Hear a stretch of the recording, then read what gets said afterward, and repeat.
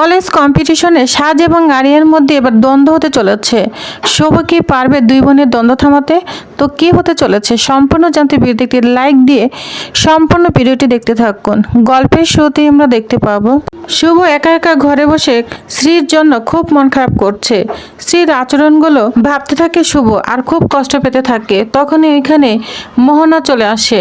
মোহনা এসে বলতে থাকে, কি হয়েছে শুভলক্ষ্মী, এরকম আপসেট দেখাচ্ছে কেন তোমাকে? বলো তো, দেখছো তো আমরা সবাই জান প্রাণ দিয়ে চেষ্টা করছি যাতে আমরা শ্রীকে ফিরিয়ে আনতে পারি। আমরা তো এত প্ল্যান করছি শুভলক্ষ্মী, তারপর তোমার মুখে হাসি নেই কেন? যা শুনে শুভ বলতে থাকে, জানো তো আমি তো এখনো আমার উদ্দেশ্য সফলই হতে পারছি না। তার আগে আমি কোন মুখে হাসবো বলো তো? খালি মনে হচ্ছে আমার স্ত্রীকে ফেরানোর জন্য এত পরিশ্রম, এত চেষ্টা সব যদি বৃথা হয়ে যায়। মোহনা তখন বলে, একটু পজিটিভ ভাবো না। শুভ তখন বলে, আমি চেষ্টা করছি মোহনা, কিন্তু আমি না পারছি না। আমার খালি মনে হচ্ছে, আমার খালি ভেতরটা ভয় একেবারে কুকড়ে খাচ্ছে জানো তো মিস্টার সেন। কতগুলো বছর ধরে যে বিষ আমার মেয়ের মধ্যে ঢুকিয়েছে সেই বিষ উপড়ে ফেলা এতটা সহজ হবে না মোহনা। আমি খালি চিন্তা করছি যে আমার মেয়েটা ভালো মনে আমার কাছে ফিরে আসুক। আসবে তো মোহনা? আমাকে বলো না, মায়ের কাছেও ফিরে আসবে তো? কোনো রাগ নয়, কোনো ঘেন্না থেকে নয়, এসব নিয়ে নয়, ভালোবাসা নিয়ে আমার মেয়েটা আমার কাছে, পরিবারের কাছে ফিরে আসবে তো?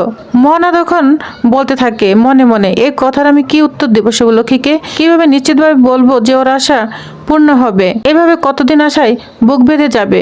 সত্যিই তো শুভর কষ্ট কমাতে হলে আমাকে কিছু করতে হবে, শুধু আশ্বাস দিয়ে নয়, স্ত্রীকে ফিরিয়ে আনতে হবে, আর তার জন্য দাদার সঙ্গে আমার লড়াই করতে হবে। এভাবে প্রতিজ্ঞা করতে থাকে মোহনা যে তার দাদার সঙ্গে এবার সে কথা বলবে, স্ত্রীকে ফেরানোর জন্য সে লড়াই করবে যেভাবেই হোক। এদিকে সাজ এবং ঋষি লাভ নিয়ে কিছু কথা বলতে থাকে। তখন এখানে কেশব চলে আসে। কেশব এসে সাজকে কানে চিমটি দিয়ে বলে, কি লাভ নিয়ে কথা বলছিস? সেদিনের মেয়ে এখনো নাক টিপ দিলে দুধ বেরোতে থাকে, আর তুই এখন লাভ নিয়ে কথা বলছিস? তখন বলে, হ্যাঁ বলছি, আমরা কিন্তু জানি জেসমিন নামে একটি মেয়ে আছে তোর জীবনের লাভ হয়ে, বুঝতে পেরেছি, সব জানি। তখনই দেখা যায় জেসমিন নামে মেয়েটি কেশবকে ফোন দেয়। ওই ফোন নিয়ে তিন ভাই বোন কারাকারি করতে থাকে। তখন কেশব ফোনটা নিয়ে দৌড়ে এখান থেকে চলে যায়। তখন সাজ এবং ঋষি হাসতে থাকে। অন্যদিকে জেসমিন কেশবকে ফোন করে বলতে থাকে, শুন, আমি কিন্তু আর ওয়েট করে থাকতে পারলাম না, ইন্ডিয়াতে চলে এসেছি, আমি আর তোমাকে কোথাও পালাতে দিব না। এটা বলে জেসমিন ফোনটা রেখে দেয় আর মিটি মিটি হাসতে থাকে। এদিকে আরিয়ান সুমনের ঘাড়ে চড়ে কথা বলছে।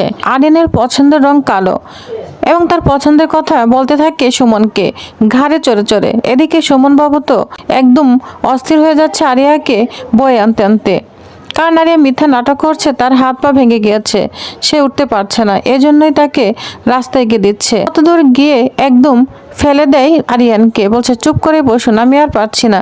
শুনুন, আপনার কি পছন্দ রং এসব নিয়ে আপনি থাকুন, আপনার মতো অভিজাত ফ্যামিলিতে আমি বড় হইনি। আপনার কাছে এগুলো শুধুই চাকচিক্য, টাকা পয়সা গয়না, এগুলো ছাড়া আপনি কি বোঝেন?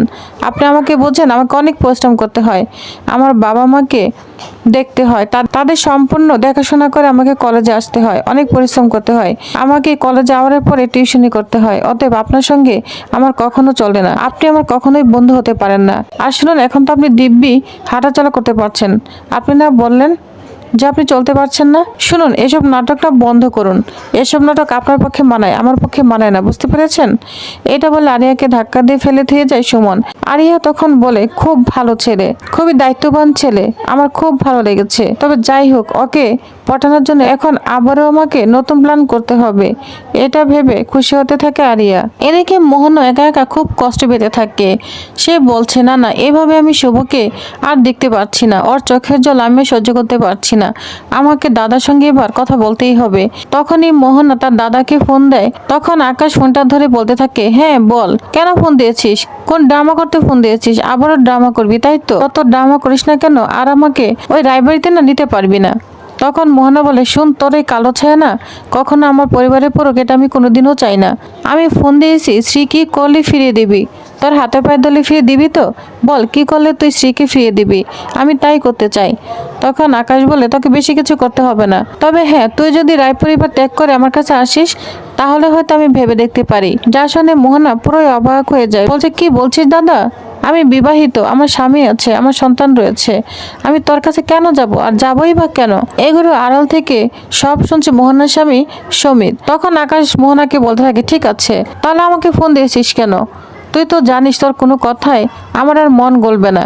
তুই থাক তো রায়বাড়িতে পড়ে, তোর আশা না কখনোই পূর্ণ হবে না।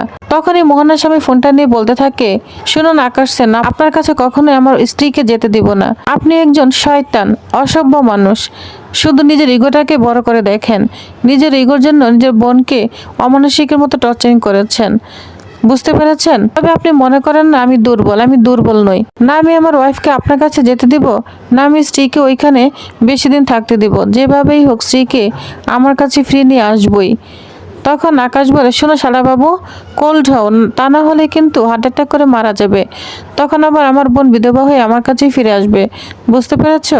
আমার কিন্তু কোনো দোষ নেই, তোমার বউ আমাকে ফোন দিয়েছে, সে কিছু একটা আমার কাছে দাবি করছে, তাহলে আমার কি দোষ? তখন সমিত বলে, শুনুন, আপনার কি দোষগুণ সেটা আমি ভালো করেই জানি।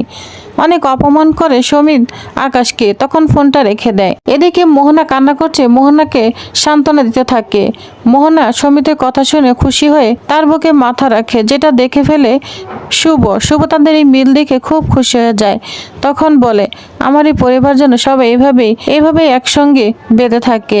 এটা বলে ঠাকুরের কাছে প্রার্থনা করতে থাকে শুভ। তখনই তার মুখটা চেপে ধরে আদি। শুভ তো খুব ভয় পেয়ে যায়, তখন চিৎকার করতে থাকে, যেটা শুনে ফেলে মোহনা এবং সমিত। বলছে, কে কে চিৎকার করছে, কিন্তু তারা কোনো শব্দ পায় না। এদিকে ঘরে এনে আদি তো খুব হাসছে, বলছে, তুমি খুব ভয় পেয়ে গেছো তাই না? তখন শুভ বলে, এরকম বাচ্চাদের মতো করা মানে কি আদি? আমি তো অবশ্যই ভয় পেয়ে গিয়েছি, কেন এরকম করলে? তখন বলে, শুনো, এরকম যদি না করতাম তাহলে তো মোহনা সমিতের কাছে ধরা পড়ে যেতে। খুব ভালো লাগে, ওদের ভালোবাসা দেখছিলে আড়াল থেকে, ওরা কি মনে করতো? তখন শুভ বলে, কে বলেছে আমি ওদের ভালোবাসা দেখছি? আমি তো ওদের ঘরে একটা কাজ নিয়ে যাচ্ছি, তখন ওদের অবস্থায় দেখে আমি আর ওদের ভালোবাসাটা নষ্ট করতে চাইনি। তখন আদি বলে, ওদের ভালোবাসা দেখে তোমার খুব ভালো লেগেছে তাই না? শুভ বলে, হ্যাঁ, খুব ভালো লেগেছে। সব থেকে ভালো লেগেছে এটা ভেবে সংসারে এত অশান্তি, এত ঝামেলার মধ্যেও ওদের ভালোবাসাটা ধরে রেখেছে। তখনই শুভকে জড়িয়ে ধরে আদি বলতে থাকে, জানো তো, আমিও তোমাকে অনেক ভালোবাসি। শুধু মাঝখানে কয়েকটা বছর প্রাচীর গড়ে উঠেছিল স্ত্রীকে নিয়ে, তুমিও স্ত্রী চিন্তায় অস্থির হয়েছিলে আর আমিও কাজের মধ্যে ডুবেছিলাম, কিন্তু শুভ তোমাকে আগের মতো এখন আমি অনেক ভালোবাসি। যেটা শুনে শুভ অনেক খুশি হয়ে যায়। এদিকে কলেজ কম্পিটিশনে ঘোষণা করছে সুমন, বলছে, যে যে কম্পিটিশন নাম রেখেছো তারা চলে আসো। আরিয়া দেখে বলে, আই এম কামিং। যা দেখে তো অবাক হয়ে যায় সাজ। তখন ঋষি তার মা বাবাকে ফোন করে জানিয়ে দেয় যে কম্পিটিশনের স্বাদ ছিল সেখানে আরিয়া বলছে ও নাকি কম্পিটিশন নাম দিবে। যেটা শুনে শুভ অনেক ভয় পেয়ে যায়। তখন আদিকে বলে দুই বোনের মধ্যে আবার কোনো গন্ডগোল না বেঁধে যায়। এটা ভেবে শুভ এবং আদি খুব চিন্তা করতে থাকে। তো প্রিভিয়াস তাহলে নেক্সট আকর্ষণীয় আপডেট আর কি হতে চলেছে, শুভ কি পারবে দু বোনের এই সমস্যা সমাধান করতে? তো নেক্সট আপডেটটি জানতে অবশ্যই আমার সাথেই থাকুন। ধন্যবাদ।